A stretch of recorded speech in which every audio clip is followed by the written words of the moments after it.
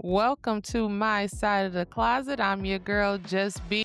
And I'm Blonde Mafia. So, what is going on today? Today. Where y'all at? What time is it? It's 10 o'clock over here at night. It's what, 8 o'clock It's for 8 you? o'clock here in California. In California love. Yeah, so before we get into it, what are y'all sipping on?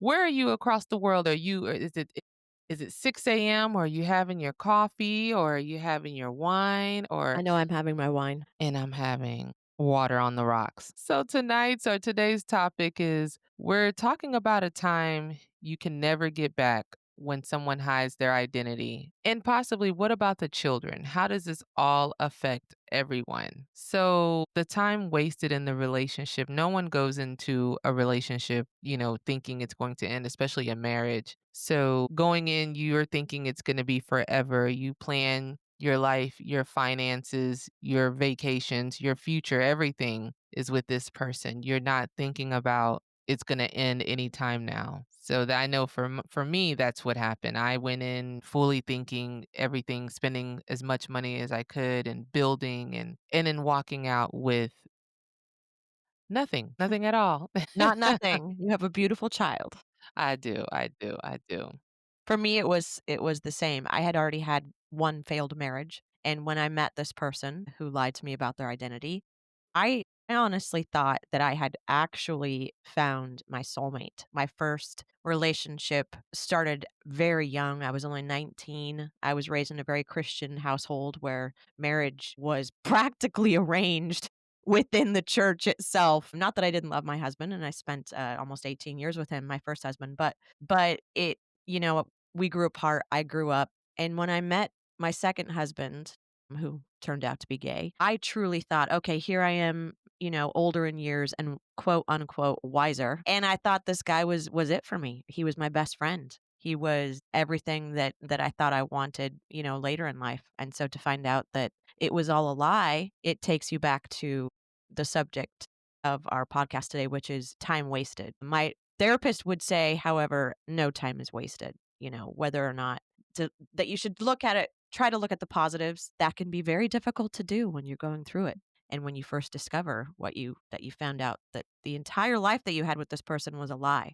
But for me, I like to, especially now that time has passed and I can look at it differently, I try to focus on the positives and the stuff that was good about the relationship. But yeah, it's disappointing. Like you said, Jess, you plan for your future and all of a sudden that future is taken away from you. And I know that happened to you. Yeah, you're especially going from a two-income home to a one-income home. You're thinking, how am I gonna how am I gonna do this? And eventually we're gonna have a financial planner on the show because you don't want to get into situations. I mean, and at this point, sometimes you don't even know what you're gonna do. You're scrambling looking for money, especially if you don't have like already a great job, a great paying job, but or even if you do, but now you're at one income, so you're now trying to figure out, okay, do I fill my tank to get to working, far, or do I make spaghetti to last us for 3, 4 days? Is it going to raise my blood sugar? But hey, we got to eat because we don't know,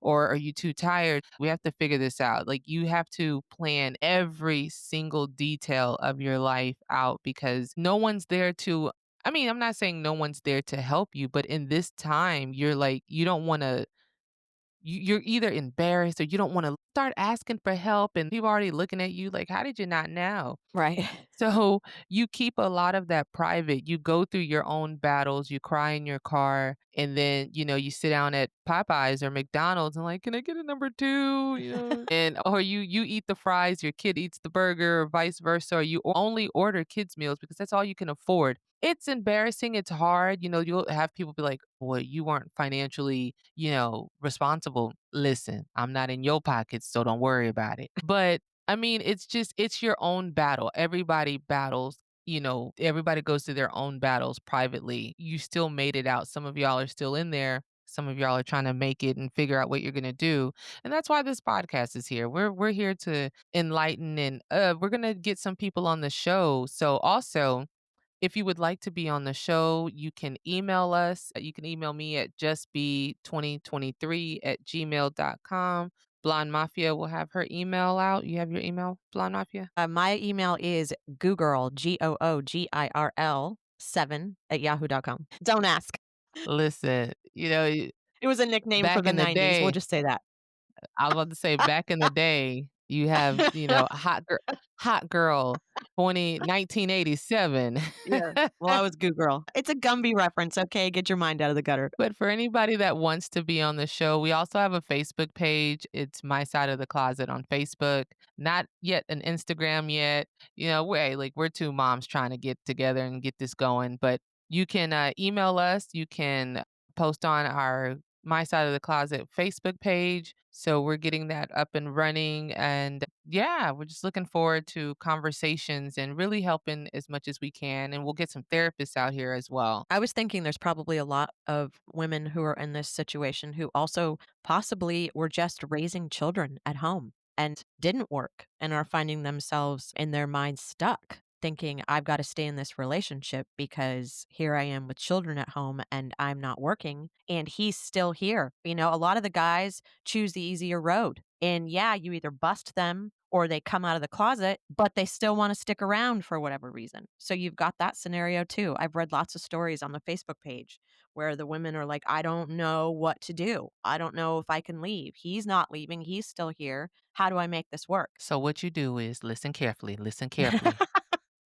Take a sip, think about it, move some money little by little. I just seen this on in the group. That's no This lie. woman this woman moved money little by little. I know it y'all probably like, girl, shut up. We listening. We talking right now. We talking. We your girlfriends." I mean, mine's opened a whole nother bank account on me and I didn't even know. And I'm over here waiting so I could pay a bill and I'm waiting, and I see nothing in the account, besides what was in there from my check. And I'm like, wow, that was one of the most grimiest moves you could ever make besides just coming out the way you did.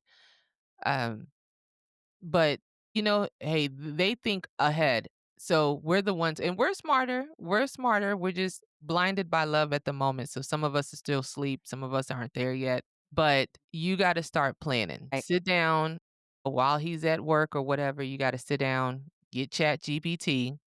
You know, I call him Chat. That's my buddy. But sit down, calculate all your bills, everything. Also, if you're a stay at home, find a work from home job if you have to take care of the kids. Stack that, give it 6 months. Hell, you already been there for 6 years. You know what I'm saying? Right. Get it all together and make your exit if need be. Now, I'm not one to tell somebody they got to go get a divorce. That ain't my business. I'm saying, however, you got to think about the kids. And when I say think about the kids, because that's going to be we're going to talk about that in a few minutes. Again, I'm not trying to say make a run for it. We're just, how can I say, girl, get your shit and go.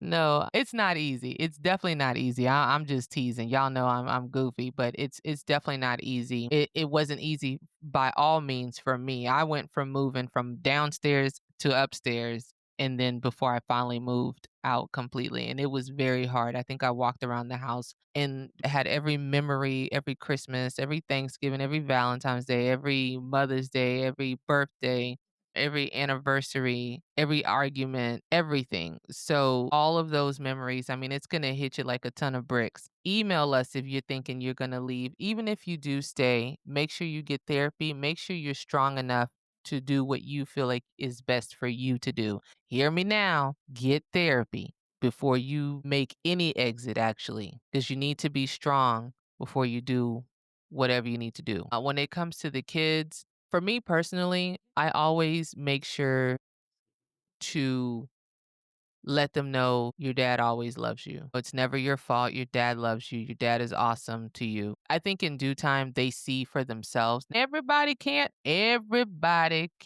say the same thing, cuz your man might just be trash, straight trash.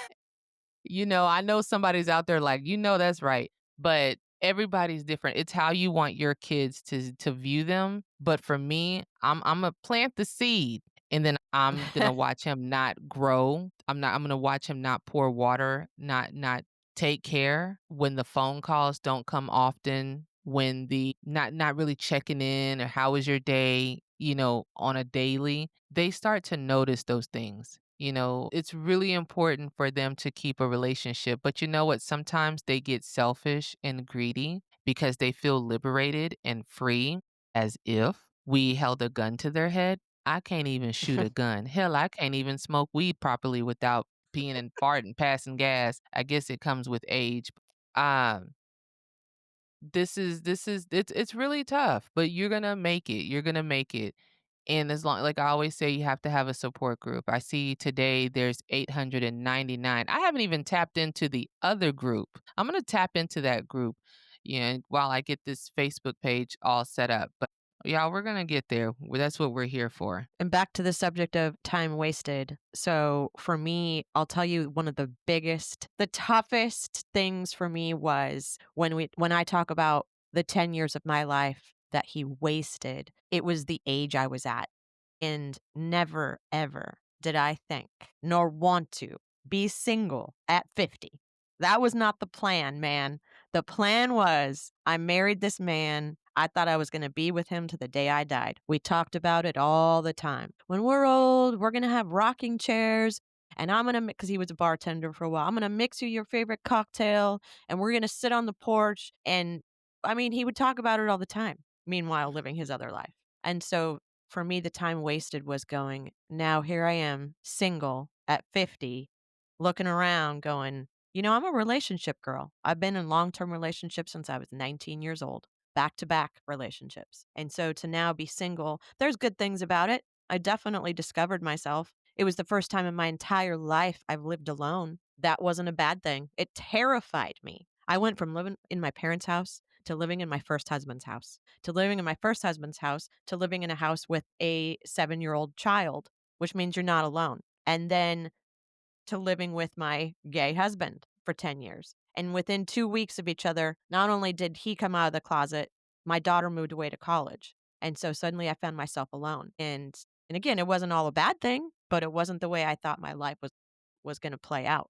And so when you talk about time wasted, I think it's a little bit of a soul crusher to look back and go, God, if only I had paid attention, if only I had trusted my gut intuition, if only I had listened to other people's stories about him and not wasted that 10 years of my life. Who knows who else I would have met? But that's not my story, apparently. So here we are. I know part of it for you was you thought you were going to have more kids.